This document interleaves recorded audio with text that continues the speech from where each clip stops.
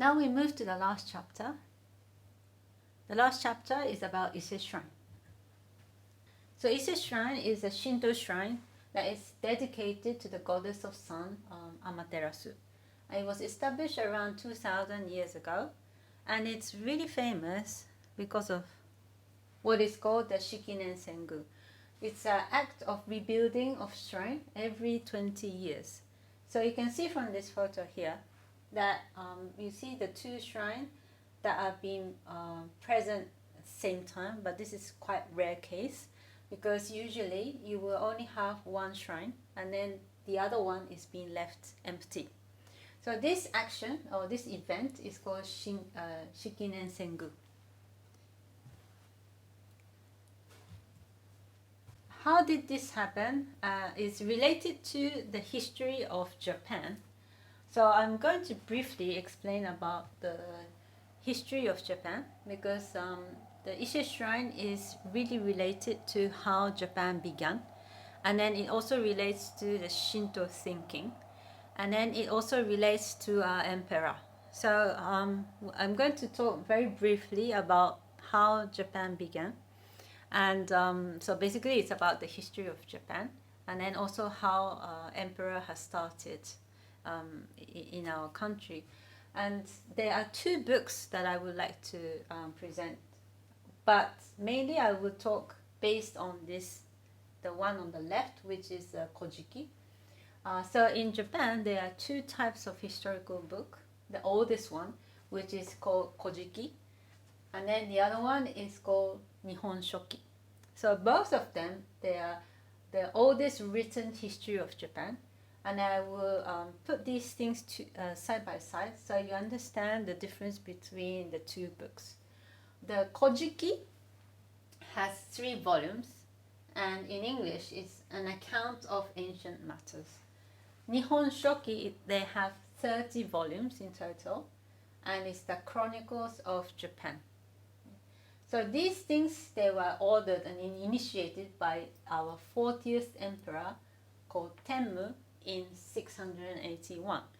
So also for Nihon Shoki, he also initiated, he ordered to write the book in 681. Both of them, they were being proposed by the same emperor, Emperor Tenmu. Emperor Tenmu, he does many things, so please remember because it also relates to the Shikinen Sengu. So it was being initiated in 681, both of them, by Emperor Tenmu. But it was completed after his death during the period of the 43rd empress called Genmei in 712. And for Nihon Shoki, it was completed during the 44th Empress Gensho in 720. The major difference between Kojiki and Nihon Shoki is that Kojiki is a storytelling book. On the other hand, Nihon Shoki is more of a history. So therefore, in Kojiki you have a lot of myth, Japanese myth, that is also related to the local areas, the different regions in Japan. But on the other hand, Nihon Shoki is more about the facts. Kojiki is also written in Japanese. I mean, it's written in Chinese character, but it is in Japanese. And then Nihon Shoki is written in the classical Chinese. So the target group, why do they differentiate, is because the target group is different. The target group for Kojiki is mainly for the Japanese, but then the Nihon Shoki is really for the international. I would say that this is more to the Chinese, and therefore this is why it's in classical Chinese, whereas this one is more in Japanese, and then it has a lot of mythical part of it, and it's very much a storytelling. And of course, why do they do this kind of thing is for us to create a fiction. The fiction part is really important because as mentioned also by Harari in his book on the history of humankind, so the Sapiens, the history of humankind, he also writes that in order for the Sapiens to be cooperative in a large group, you need a fiction. So my interpretation is that they wrote the Kojiki in order to share this fiction together as a Japanese. But then for Nihon Shoki, is more kind of like presenting what is about Japan, and therefore this is more about a historical book and it is based on facts. So this one, Kojiki, it was an oral transition. Nihon Shoki was written and edited by several people. So in short, these are the big differences. And now I'm going to just focus on Kojiki. So as I mentioned, Kojiki has 3 volumes. The volume 1 is about the volume of the age of the gods. So this is really the mythical part. And the second volume is about the emperor. It's from the first one to the 15th emperor. And then the third one, it continues from the second volume. So it's the 16th emperor until the 33rd is an empress. So what I'm going to talk about, which is related to the Ise Shrine, is more about the first volume. And then the myth, a lot of the storytelling, the myth is also kind of like related to our local belief, which is Shinto. So what is Shinto? Shinto is a Japanese indigenous religion, and then it's based on polytheism. So polytheism means that you believe in many gods. It's like the ancient Greek. They also believed in many gods. The opposite of polytheism is monotheism. And so it's like Christianity, there's only one God. The background of Shinto is important to understand. It relates to our context, whereby you all know that Japan has a lot of natural disasters, including like earthquake. We also have tsunami, we also have typhoon, we also have flooding, landslide. We have so many disasters. And then when we have disaster, humans, we cannot do anything. And so therefore, instead of trying to avoid these disasters, we need to think of ways to coexist with nature. And we also need to understand that humans are part of nature. So this is the meaning behind the coexisting. The other important thinking, which is related to polytheism, is that there must be meaning to all that exists and all that are beings. So this is why it relates to gods and deities. And this is why we are polytheism instead of a monotheism.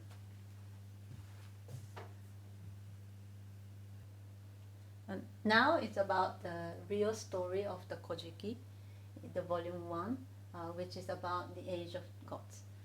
In polytheism, we believe that the world existed before God. So here, in the case of Kojiki, the world exists in chaos, and then through the process of chaos appeared 3 gods. In Japan, we have a specific unit to represent different things. And then for gods, we will count them as pillars. So 3 pillars appeared, and then afterwards they disappeared. And then 2 gods later appeared, then disappeared. The first 5 is genderless. We don't know whether it is a god or goddess. But after the 5 pillars, there were 5 pairs of God. So this one is female and male in pairs. Then the last one, the last pair, was Izanagi and Izanami, and these 2 are the main character that appears, that will continue the story. So Izanagi and Izanami pair, they were given a task to form a series of islands, which later on becomes Japan. And this process is called Kuni Umi, and literally it means the birth of formation of the country. So you can see from the image here, this is Izanami, and this is Izanagi, and then they are up there in heaven, and then they are looking down below, and then they are steering the cloud. So when they are steering the cloud, some droplet comes. The droplet has been formed, and then it drops onto the sea, and then this formed the first island, and this island is called Onogoro Shima, and it's located relatively near this area here. And this after the formation of this Onogoro Shima, both God, the Izanami and Izanagi, they came down from heaven, and then they started to form this column, or the column like spontaneously emerged, and then after that they started to give birth to islands. So there were 8 islands that were being born, and the biggest one is Yamato, and you can see Tokyo is located somewhere around here. The Osaka, Kyoto, Kansai area, they are around here. And later on I'm going to explain about Ise Shrine. So Ise is located somewhere around here. Yeah. So please remember this location. After Izanagi and Izanami giving birth to form the country, the next process was to give birth to gods, and the purpose was to make the gods to guard the country. And so Izanami she gave birth to different deities such as wind, tree, etc., etc. And the last one of the deity was fire. And after giving birth to Izanami giving birth to the deity of fire, she was extremely wounded, and then she died. So she decided to leave the heaven, and then she went to what is called the Yomi no Kuni. So which is, in other words, it's an underworld, or you can say it's a land of the death, or it's a land of the darkness, but basically it's the underworld.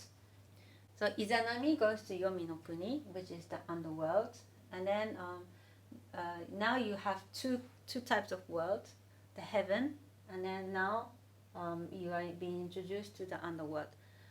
This relates to the cosmology. So what is the Japanese cosmology? Is that we believe there are vertical cosmology, and then there are horizontal cosmology. The vertical cosmology from the top is heaven, which is Takamagahara, and then we have, it's very long, so I'm not going to repeat it, but you have the middle part, which the human beings are living in this area, and then you have the land of the death, the underworld, which is Yomi no Kuni. So this is the kind of vertical cosmology that we have. But we also have a horizontal cosmology, which is Toko no Kuni, Watatsumi no Miya, and then Ne no Kuni. So these 3, they are a horizontal cosmology, whereby these ones, they are vertical cosmology. And then we have 2 cosmologies that are being integrated. This is not... this is quite rare that we have 2 that have been integrated.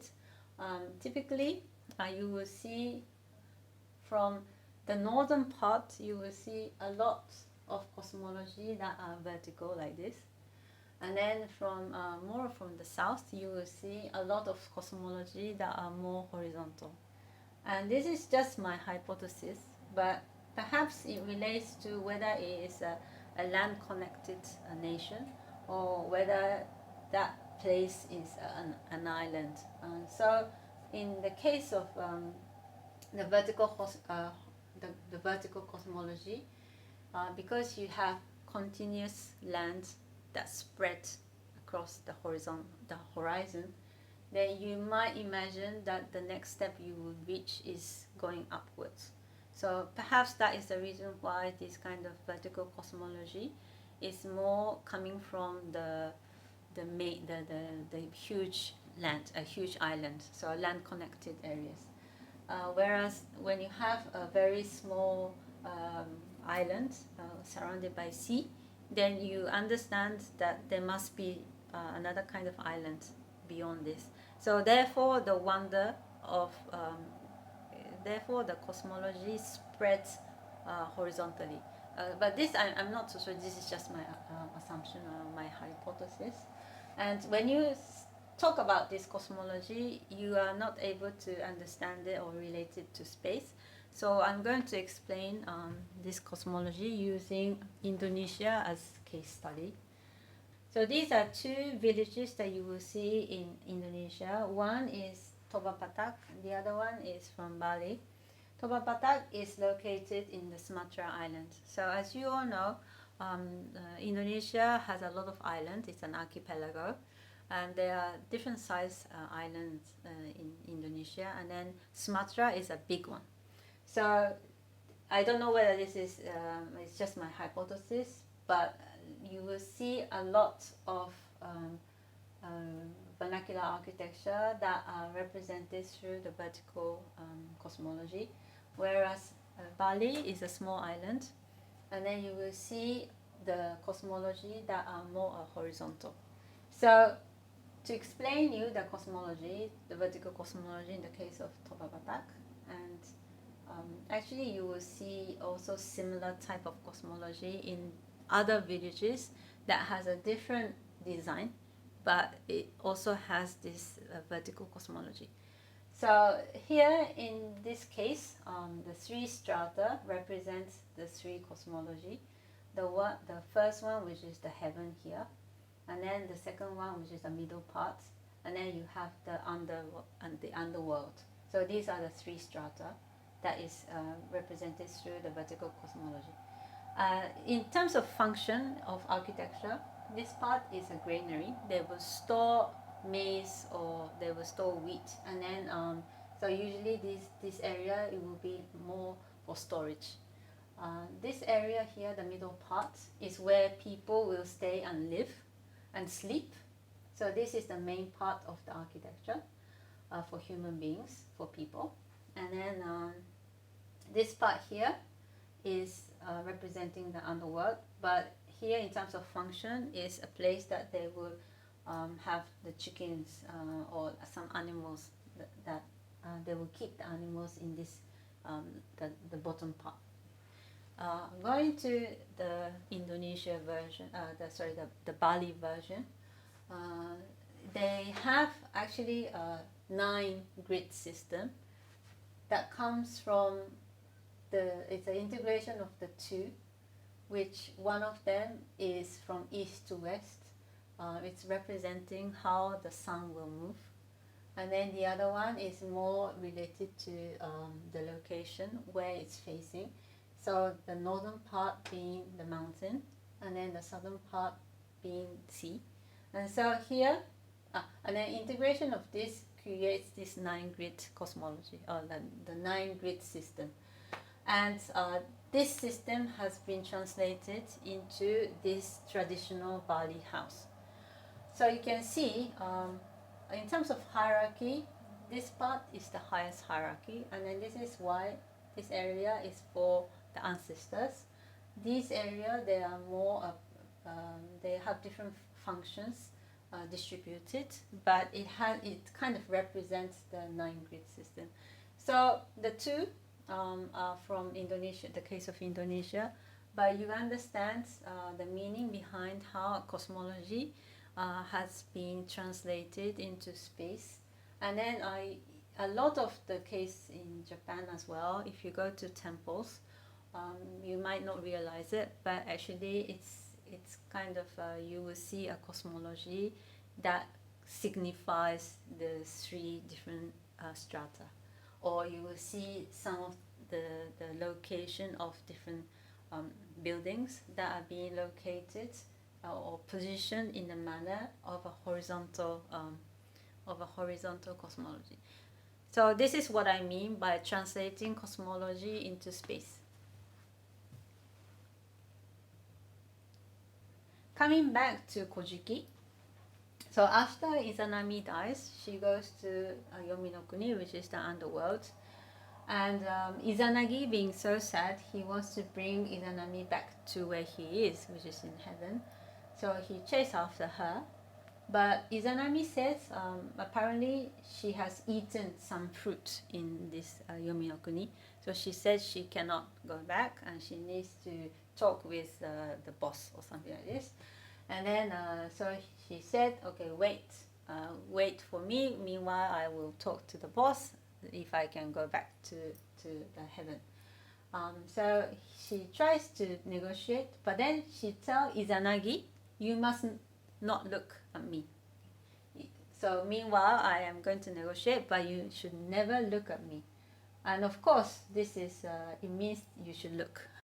So Izanagi, of course, he looks at her, and then he saw Izanami with this rotten body, and then he was so shocked, and then he decided to return home. He got scared, and then he decided to return home.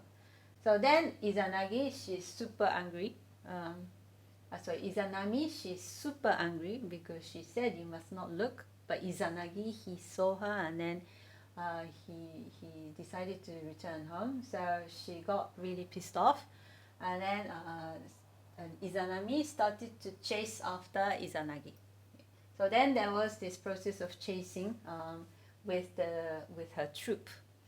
She chased after Izanagi, and then Izanagi ran away from them, and then throwing all kinds of fruits. So when he threw the fruit, then these soldiers, they will eat the fruit, and then therefore he can run a bit faster than them. So a lot of these fruits were being thrown to them. Eventually, he managed to escape, and then he also managed to block the way with a rock. So this until here is about the story of the chasing of Izanagi. And after this, what happens is that Izanami says she's so angry.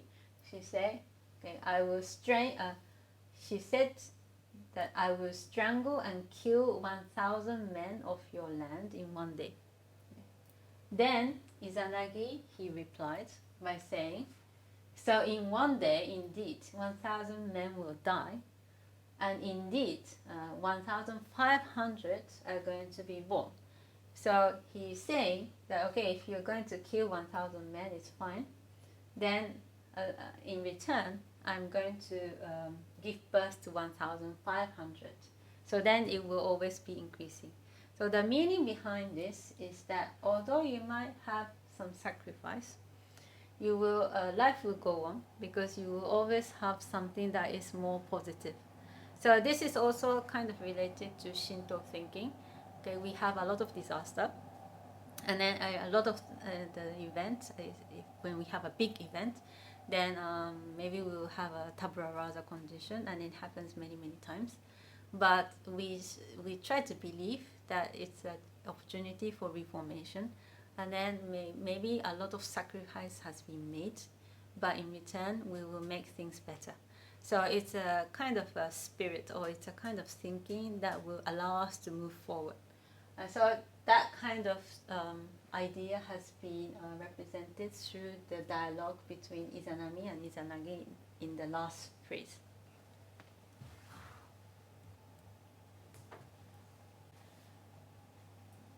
So after giving that speech to Izanami, he goes to a river, and then he does a purification ceremony.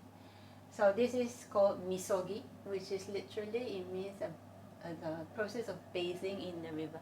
So because it's a purification ceremony, meanwhile when he's bathing, there are a lot of gods that were being born. So several gods were born after this, and then having the last three of them being the most important, and this is called Mihashira no Uzu no Miko. And very long. So it means three precious child. So the last three, they are daughter and sons of Izanagi, and then these three are considered to be the three important gods.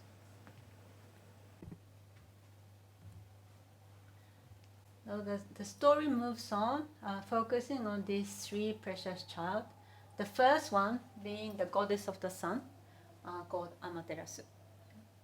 So you remember the Ise Shrine is to enshrine goddess of the sun, which is Amaterasu. So this is her here.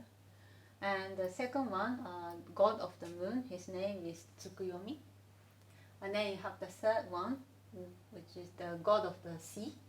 His name is Susanoo. So this is Tsukuyomi, and then this is Susanoo. And unfortunately, Tsukuyomi, he never appeared after this, so you can almost ignore this guy. But the story moves on with these characters. So you had the Izanagi and then Izanami. Then you have Amaterasu, Tsukuyomi, but he never appears later on. You also have Susanoo. These three are the three precious child. And then you have later on you will have this guy called Nimigi. Okay, I will explain this later on. But the story continues, focusing on these characters. But I would like to focus on Susanoo first to explain a little bit about him. He's the youngest son, and he's the god of sea. However, he's also quite violent and he's also quite naughty. And he said that being so lonely, guarding the sea alone, he said he's so lonely that he doesn't want to be here anymore. And so he cries, and then he asks his father, who is Izanagi, I want to leave the sea, and then I want to be with the mom. So he asked the daddy, Izanagi, if he can go to be with the mommy, Izanami. And then the daddy, he gets super angry. He said, okay, you can do whatever you want. You go and see Izanami, but you can never come back, because once you are in the underworld, you can never come back. So hearing this, Susanoo, who is really lonely, he wants to be with the mommy. But then he decided, okay, if that is the case, then maybe I should not go to Yominokuni, but instead I will go and see the sister. So after the dialogue between the daddy, he go and meet with the sister Amaterasu. It's just a side story, but Susanoo being the god of the sea, but he decided he doesn't want to be there, and he leaves that area, that territory that he was supposed to be there. This is why we say that our sea is rough and uncontrollable, because there is no one guarding the sea. So this is related to how Susanoo left the area. So anyway, continuing the story, he go and meets the sister Amaterasu, and then Amaterasu, he knows that the brother is really naughty. So she said, okay, the guy comes and say that he wants to be with me, but there must be something behind his back that he wants to do something really bad to me. So she said, okay, you can only stay here under a certain condition, whereby we make some kind of game, and then I'm going to see if what you are saying is true or not. So they make a game. This is called ukei, and so they play this game, and then apparently Susanoo, he wins, and then therefore Amaterasu, they make an agreement saying that, okay, Susanoo, because what you are saying was true, you can now stay with me. So it's an agreement, it's like a contract, and then you cannot break this contract. Therefore, no matter what, she will have to let Susanoo be with her in heaven. So what you can see from the relationship between Amaterasu and Susanoo is something like this. So Amaterasu, she will signify order or system, and then Susanoo is kind of representing disorder or confusion. So these things, as they have been making this ukei, which is an agreement, it's not detachable. it always exists at the same time. So the world is also something like this. We have order, but then we are always together with disorder. And then we are creating system because we have also confusion. So this is kind of like the character of the two is kind of signifying the phenomena of the world. And so moving forward, with the character of Susanoo's character of being naughty, he cannot stop this, and then he does something really terrible. Amaterasu, she feels responsible for this, and then she is so ashamed of herself, and she decides to hide away in the cave with the rock. So this is called Iwato Gakure.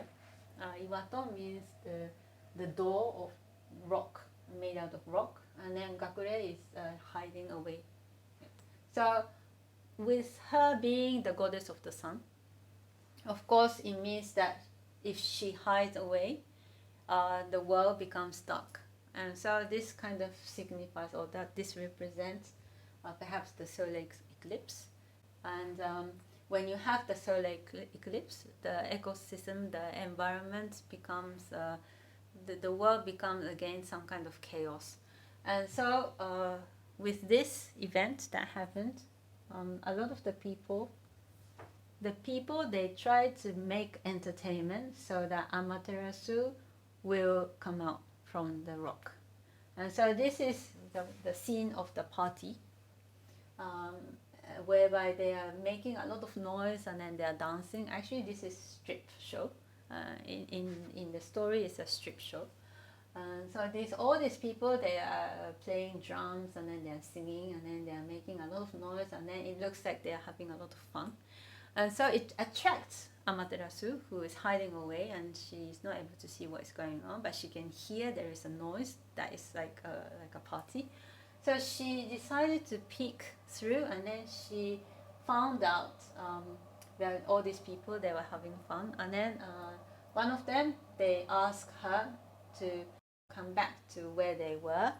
And then so she decided to, from the rock, she decided to come out. And then the story tells that because of her hiding away, but then now she's back to the people again, the world became peaceful.